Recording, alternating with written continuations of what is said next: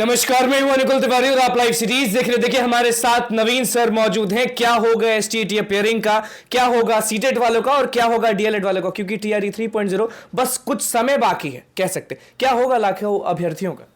सबसे पहले तो आपको धन्यवाद। और जिस तरीके से आप देख रहे हैं कि लगातार चर्चाओं में बीपीएससी टीआरई 3.0 बना हुआ है। क्या 24 अगस्त से ये एग्ज़ाम होना था, अब मार्च में ही एग्ज़ाम ये हो जाएगी।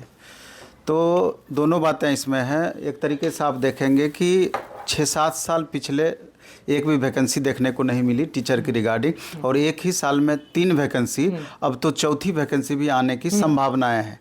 तो इसके जो बात आप क्वेश्चन पूछ रहे हैं, इसके परे भी और भी कई तरह के प्रश्न इसमें उठते हैं। तो बच्चों का ये कहना है कि एक तो चांस को लेकर के कि जिस तरीके से 3 अटेम्प्ट फिक्स किया गया है शिक्षा विभाग के द्वारा बिहार में, कि आप 3 अटेम्प्ट दे सकते हैं। तो बहुत सारे ऐसे अभ्यर्थी हैं कि एक ही साल में इसका तीनों अटेम्प्ट समाप्त हो रहा है। क्या इस अटेम्प्ट को नहीं बढ़ाया जाना चाहिए? एक बड़ा सा प्रश्न है। स्टूडेंट 1.0, 2.0, 3.0। हाँ बिल्कुल। अब छात्र काफ़ी परेशान चल रहे हैं कि सर टीआरई 1 में टीआरई 1 दिए, टीआरई 2 दिए, टीआरई 1 में बहुत अच्छा परफॉर्मेंस नहीं रहा था, टीआरई 2 में बहुत कम मार्क्स से छूट गया। क्या अगर इस बार हमारा नहीं हो पाता है तो क्या सब दिन के लिए हम दौड़ से बाहर हो जाएंगे? ये बड़ा सा सवाल है। तो सबसे पहले तो हम ये सरकार से गुजारिश चाहेंगे, शिक्षा विभाग से गुजारिश करना चाहेंगे कि अटेम्प्ट की बाध्यता को समाप्त किया जाए या इसकी संख्या दुगुनी की जाए, 3 के बदले इसको 6 किया जाए। ऐसा जरूर करना चाहिए क्योंकि नंबर ऑफ स्टूडेंट एक तरीके से सीमित हैं और इनको मौका मिलना ही चाहिए जो परिस्थितियां बनी हैं। अब आपके पूछे हुए सवाल पर हम आते हैं। तो अब एक कन्फ्यूजन ये हो रहा है बच्चों को, चूंकि एस्टेट का फॉर्म भर चुके हैं दिसंबर में। हाँ निश्चित रूप से, और मार्च में एग्जाम होना था। अब छात्रों को लगता है कि जिस तरीके से अगस्त का हमारा टीआरई 3 मार्च में कर दिया गया, कहीं हो ना हो हम लोगों को मौका नहीं भी दे सकती है सरकार क्या? ये बड़ा सा सवाल सबके मन में यही चल रहा है। सबके मन में यही चल रहा है। तो इसलिए हम ये कहना चाहते हैं कि शिक्षा विभाग को ये स्पष्ट कर देना चाहिए छात्रों को कि किसी भी परिस्थिति में एस्टेट वालों को जो अभी फॉर्म जो भर चुके हैं उनको टीआरई 3 में हम मौका देंगे। ये बात तो शिक्षा विभाग के द्वारा कंफर्म करना चाहिए क्योंकि बच्चों की मन स्थिति जो है, जो बच्चों का सोच है, अब वो एस्टेट की तैयारी करें, टीआरई की तैयारी करें या इस दुविधा में रहें कि पता नहीं हमको टीआरई 3 में मौका मिल पाएगा कि नहीं, और किसी भी परिस्थिति में वो अपना मौका गंवाना या खोना नहीं चाहते हैं क्योंकि 2 में तो खो चुके हैं। 2 में तो खो चुके हैं। तो लगातार स्टूडेंट को ये बात दिमाग में बैठ गया है, इसलिए इसका स्पष्टीकरण जरूर होना चाहिए। पहले क्यों डिसाइड किया गया? पहले हल्ला था कि अगस्त तक, तो उसके बाद सेम मंथ में एग्जाम रख दिया जाता है। मतलब सबसे बड़ी बात यह है कि ये सब अपने पॉलिटिकल लाभ लेने के लिए, पहले तो राजद जदयू की सरकार थी, अब दोनों अलग हुई, अब डबल इंजन की सरकार है, सेंट्रल स्टेट। अभी आप रेलवे के मुद्दे को देखेंगे, जिस तरीके से रेलवे के मुद्दे को शांत किया गया, मेरे ख्याल से किसी भी परिस्थिति में ये स्वागत योग्य कदम नहीं था। स्टूडेंट जो कि इंतजार कर रहे थे कि इतनी वैकेंसियां आएगी और बहुत कम वैकेंसी देखने को मिली, तो सब निराश है। हाँ सब निराश है। तो वही परिस्थिति अभी स्टेट में भी हो गया है कि जनरली आप देखे होंगे कि एग्जाम कैलेंडर जो भी निर्धारित किया जाता है, कई बार उससे आगे बढ़ने की संभावना डेट रहती है, लेकिन पहली बार है कि उसके इतने पहले ये डेट आ गई है। तो ये पूरी तरीके से पॉलिटिकल इशू है और इसमें पिसा रहे हैं अभ्यर्थी, बिल्कुल।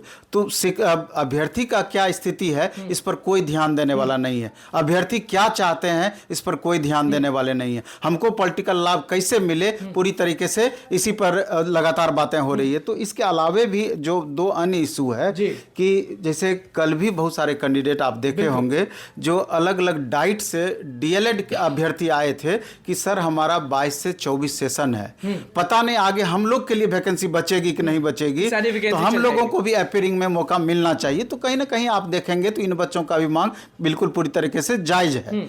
इसके बाद सीटेट का जो एग्जाम दिए हैं, हमको तो पूरा विश्वास है कि सीटेट का रिजल्ट आ जाएगा इसके पहले, लेकिन फिर भी क्या परीक्षा से पहले आप कह रहे हैं कि सीटेट जो एग्जाम दिए थे, जो परीक्षा दिए थे, उनका रिजल्ट आ जाएगा? टीआरई 3 से पहले जो एग्जाम होना है वो रिजल्ट आ जाना चाहिए, लेकिन इसका फॉर्म 15 फरवरी के बाद या 12 फरवरी के बाद कभी भी भराना स्टार्ट होगा।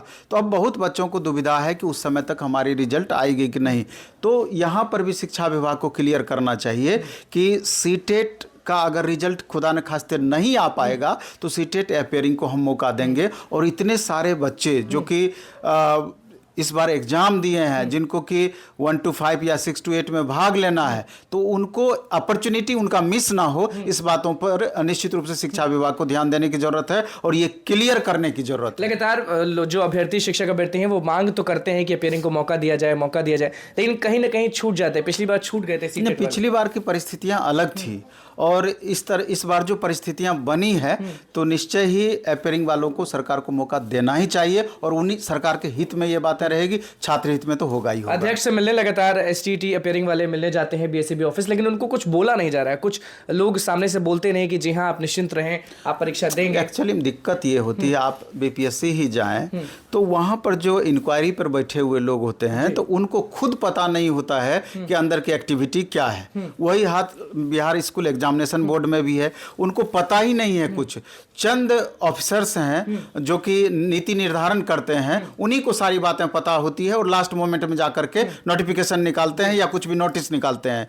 इसलिए करके बच्चों को इसके बारे में स्पष्टता नहीं आ पाती है। इसलिए शिक्षा विभाग को हर छोटी छोटी बातों पर, जिससे कि छात्रों को दिक्कत ना हो, इस पर कदम सख्ती से शिक्षा विभाग निकाल सकती है और मन में जो भी शंका है वो दूर कर सकती है। वो अगर नोटिस निकाल देती है तो जितने भी स्टूडेंट्स हैं वो रिलीफ महसूस करेंगे और पढ़ाई कर पाएंगे निश्चित रूप से। क्योंकि अगर बीपीएससी की भी बात करेंगे तो बीपीएससी चेयरमैन का हमेशा बयान आता है कि हम लोग यूं समझिए कि जस्ट कंडक्टिंग एजेंसी हैं। जो भी शिक्षा विभाग से दिशा निर्देश दी जाती है उसको 100% हम फॉलो करने का काम करते हैं। तो कुल मिलाकर के आप देखेंगे तो सारी दारोमदार शिक्षा विभाग पर ही टिकी है।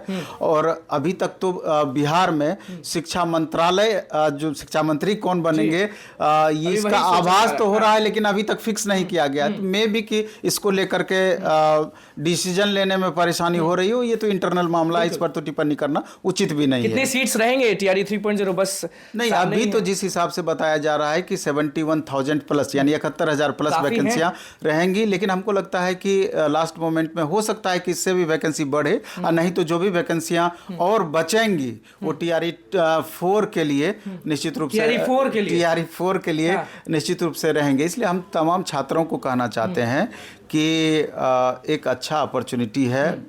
जरूर ये इलेक्शन बेस्ड वैकेंसी है लेकिन आपके हित में है तो चौका मार दीजिए। चौका मारना ही चाहिए और खूब अच्छे से पढ़िए, खूब मन से पढ़िए, खूब जमकर के मेहनत कीजिए और एक सीट अपना सुनिश्चित करने का प्रयास कीजिए। चलिए देखिए, नवीन सर हमारे साथ मौजूद थे और सीधे एसटीटी अपियरिंग के बारे में बताए हैं, सीटेट वालों के बारे में बताया और सीटेट वालों को साफ कह रहे हैं कि आप टेंशन नहीं लीजिए। कहा जा रहा है कि रिजल्ट टीआरई 3.0 से पहले आ जाएगा। और डीएलएड के बारे में क्या बोले हैं वो आपने सुन लिया। अब देखना ये होगा कि शिक्षा विभाग कब नोटिस जारी करती है कि जी हाँ आप जितने भी शिक्षक अभ्यर्थी हैं वो टेंशन छोड़िए और पढ़ाई करिए, क्योंकि सबके दिमाग में अभी टेंशन है कि भैया पढ़ेंगे, मौका मिलेगा कि नहीं मिलेगा। तो बस नवीन सर का क्या कुछ कहना तो वो आपने सुन लिया। तो बस लाइव सीरीज के साथ बने हुए चैनल को सब्सक्राइब कर पेज को लाइक कर। धन्यवाद।